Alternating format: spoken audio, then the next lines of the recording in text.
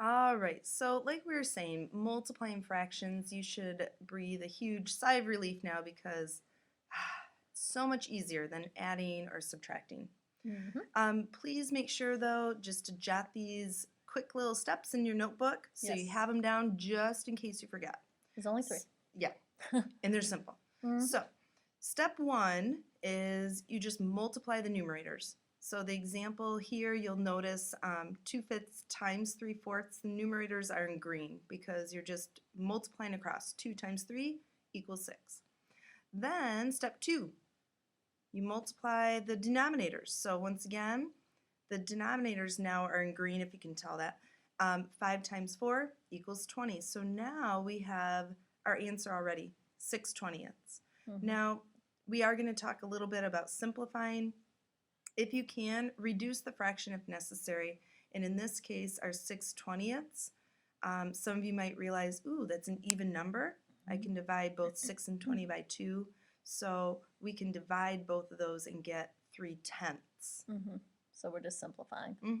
Yep. And that's it. All right, here we are back to the board just to show you another example.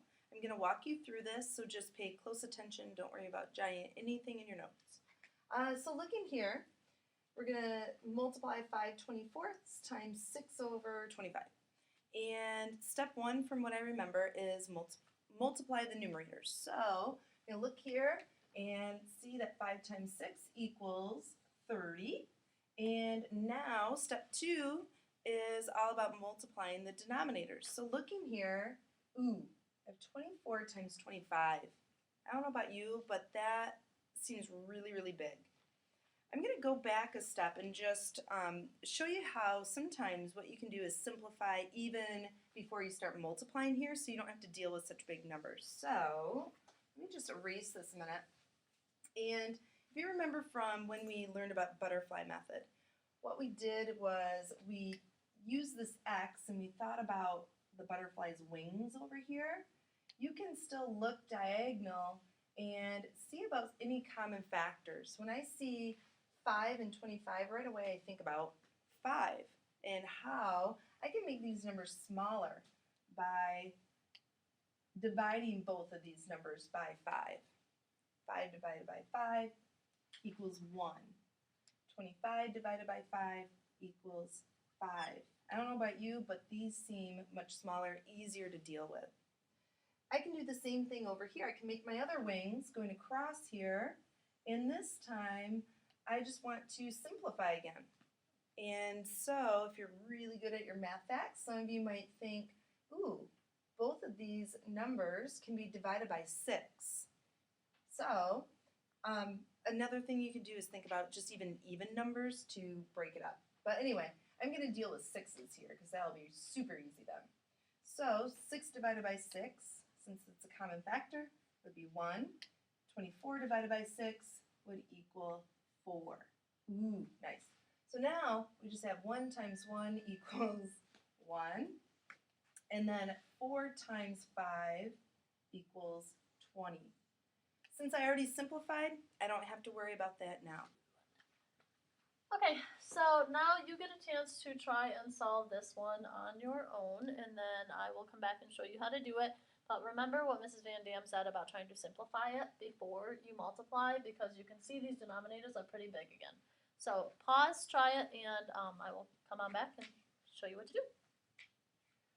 Okay, so I am going to start, again, just this automatically is a red flag. There's got to be a way to simplify this a little bit. So I'm going to look butterfly way again. So I'm going to circle my little wings. Now I'm going to be trying to simplify these two. So I recognize 7 and 14 are both multiples of 7. So I can divide both of these by 7. So 7 divided by 7 is 1. 14 divided by 7 is 2.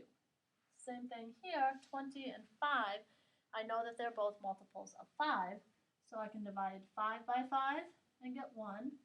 20 by 5 and get 4. Don't mind that.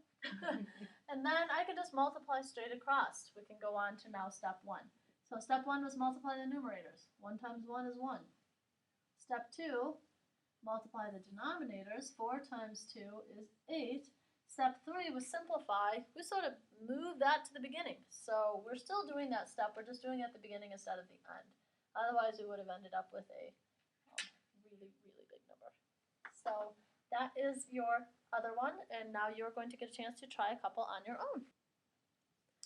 Okay, now last step, you have 2 to try on your own, where you're going to have to do some sort of simplifying or multiplying. That is not quite as easy peasy as 1 and 2 were.